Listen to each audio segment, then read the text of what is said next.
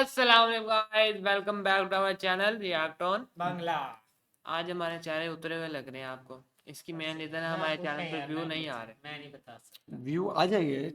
Don't worry वो busy होंगे भाई। कल तो आज की जो हमारी वीडियो है ना गाइस, वो है जी बांग्लादेश के जो वजीर आजम है यूनुस, मेरे ख्याल में उनके कुछ ऐसे प्रोजेक्ट हैं जो कि आने वाले दौर में ना बांग्लादेश में बेरोजगारी खत्म कर सकते हैं। बिल्कुल।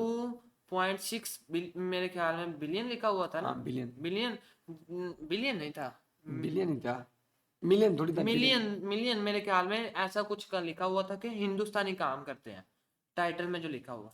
वेल तो वीडियो देखते हैं फिर पता चलेगा। इंफॉर्मेटिव वीडियो है। जी हाँ, तो वीडियो को करते हैं स्टार्ट।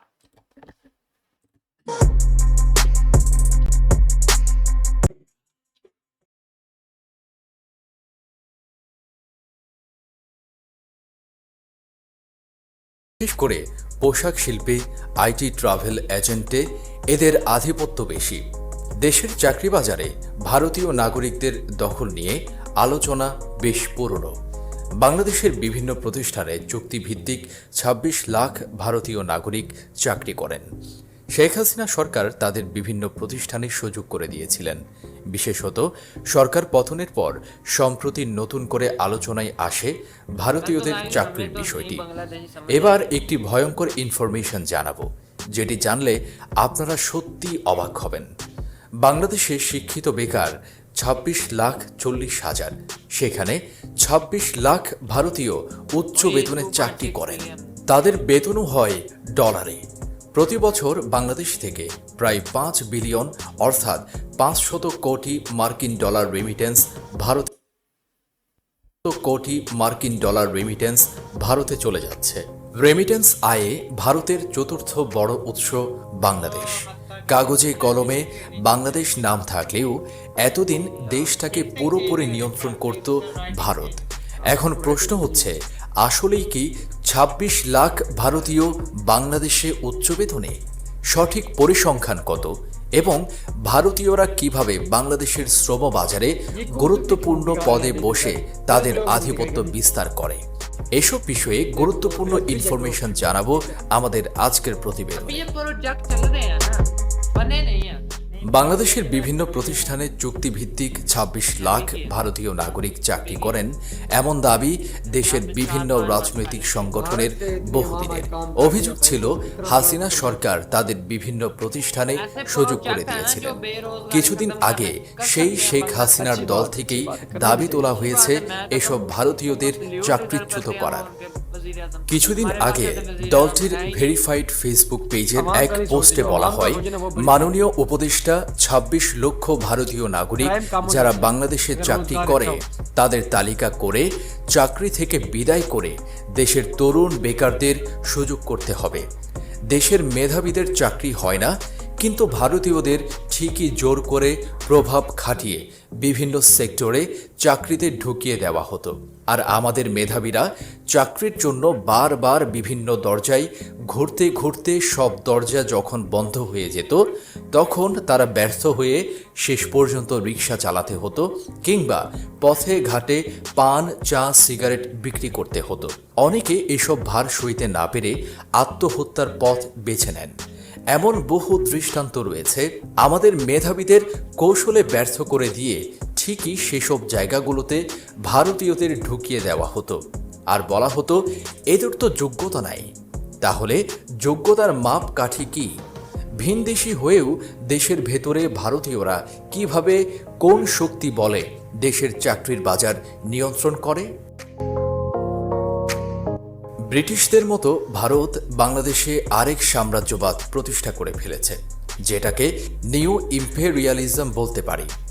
বাংলাদেশের সব সেক্টরে ভারতীয়দের ঢুকিয়ে দেওয়া হয়েছে সুকৌশলে, অথচ প্রতি বছর এদেশের শিক্ষিত বেকাররা পথে পথে ঘুরেও তাদের কপালে চাকরি জুটে না। বাংলাদেশ পরিসংখ্যান ব্যুরো BBS সর্বশেষ তথ্য অনুযায়ী দেশে শিক্ষিত বেকার ২৬,৪০,০০০।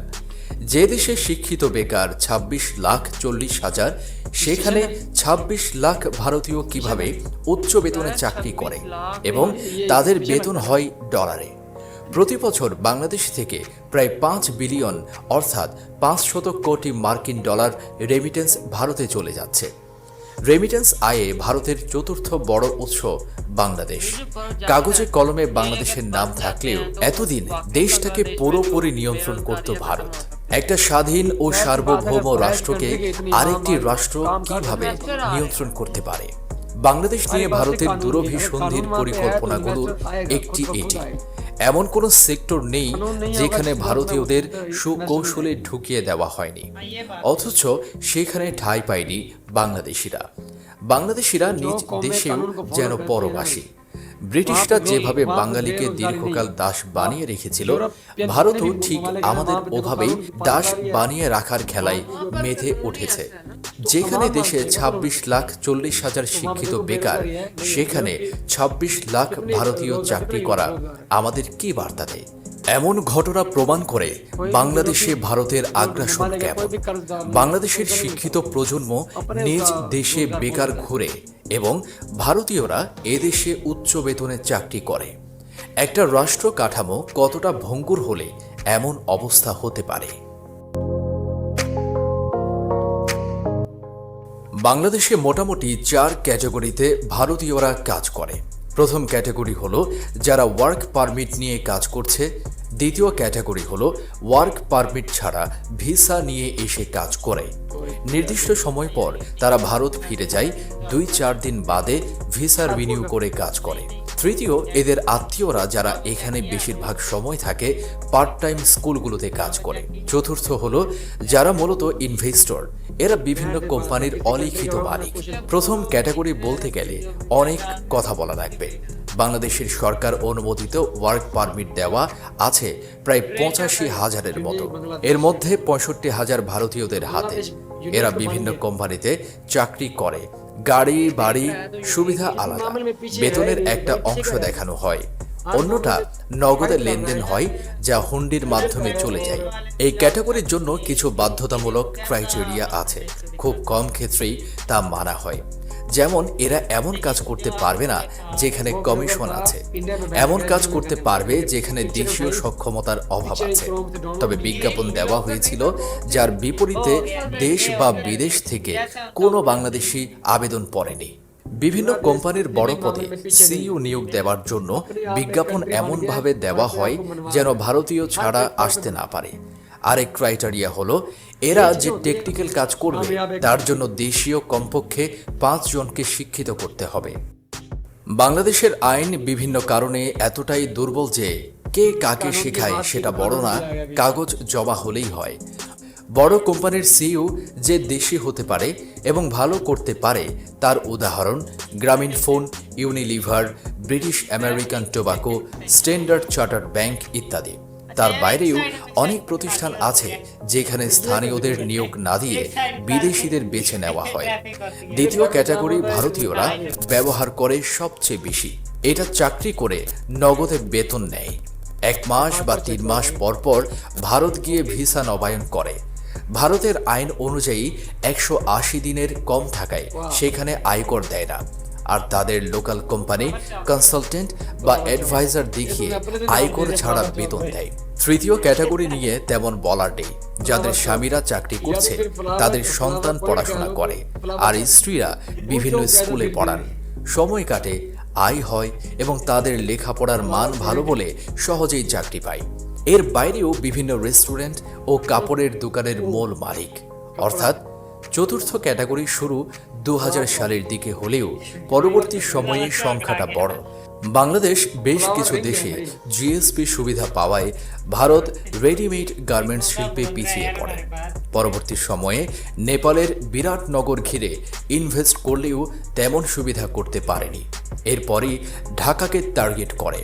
এই দেশে অনেক রেডিমেড গার্মেন্টসের কাগজে মালিক বাংলাদেশি হলেও সেখানে ডিরেক্টর হিসেবে ভারতীয় যিনি, তিনিই প্রকৃত মালিক।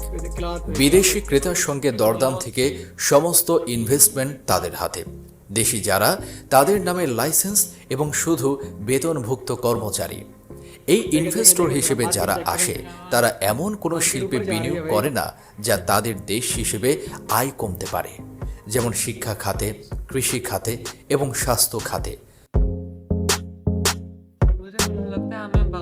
मजाक ना। তো বন্ধুগণ, এই ছিল আমাদের আজকের That's ये थी जी और- हमारी आज की वीडियो। जी हाँ उम्मीद करता हूँ आपको बहुत अच्छी लगी होगी। बिल्कुल। इतनी इंफॉर्मेटिव वीडियो है कि मज़ा आ गया यार, कि बांग्लादेश में भी ऐसे प्रोजेक्ट चल रहे हैं कि जिसकी वजह से उनकी गरीबी बेरोजगारी जो है वो खत्म हो सकती हो जाएगा, जी हाँ हाँ हो सकती नहीं है, हो रही है, इन हो फ्यूचर। इन फ्यूचर हो जाएगी। भाई ये अभी भी हो रही है लेकिन आगे जाके बिलाल भाई मैं कहता हूँ कि ना परमानेंट ना बांग्लादेश का वीजा ले लें, क्योंकि आने वाले वक्त में इसका भी वीजा बहुत महंगा पड़ जाएगा। हाँ जिस जैसे ग्रो कर जाए ना, ग्रो कर रहा है तो इसके वीजा बहुत महंगा हो जाना अभी है। मेरे ख्याल में यहाँ के 55 55 मेरे नहीं, अभी ख्याल आप ना में बताओ। आई थिंक 11 से 12,000 टके टके ये किससे पूछा आपने? किससे यार पूछा वीजा आपने? किससे पूछा है? मैं नहीं मानता, इससे ज्यादा महंगा होगा भाई। 12-13,000 टके का है। नहीं, ज्यादा होगा, ये काम है, बिल्कुल काम है, बहुत ही कम है ये तो। ज्यादा ये तो होगा, आप बोल रहे हो आप- कि किराया हम बता तीनों रहे का हो। मिला के बोल रहा हूँ। अच्छा ज्यादा होगा भाई। नहीं नहीं भाई, तीनों का मिलाकर हमारा यार ये तो कुछ तकरीबन भी नहीं है फिर। 35 से 40,000 टका लग जाएगा हमारा वीजा लगने में। बस वीजा लगने फिर में। भाई वो आए- लेकिन जो टिकट है वो छोड़ो यार, ज्यादा वो हो। मोबाइल हमने आज लिया 35 ना, 40,000 ये आएगा कहाँ से? 40,000 का वो कहाँ से वो आएगा? सेल करते हैं मोबाइल जो हमने लिए हैं, तो अब फिर वो वहां तो- पे रिकॉर्डिंग क्या करेंगे? किसके वहां साथ? से ले लेंगे। रुबीना तो गाइस आप इनके खचे ना सुने। रुबीना बाजी को कहेंगे हमें कैमरा दे दे। उम्मीद करता हूँ आपको इन्फॉर्मेटिव वीडियो बहुत अच्छी लगी। हमें तो बहुत मजा फिलहाल आया सही यार। वो Good. बात ये है कि आज व्यूअर्स ने हमारे चेहरे देखे उतरे हुए हैं? उतरे हुए। नहीं यार मैं तो ठीक हूँ। मैं ठीक हूँ। यार ये क्या है? आप हंस रहे हैं यार, बिल्कुल enjoy कर रहे हैं, अच्छे से enjoy एंजॉय है कर बस। ओके, अल्लाह हाफिज, मिलते हैं नेक्स्ट वीडियो में।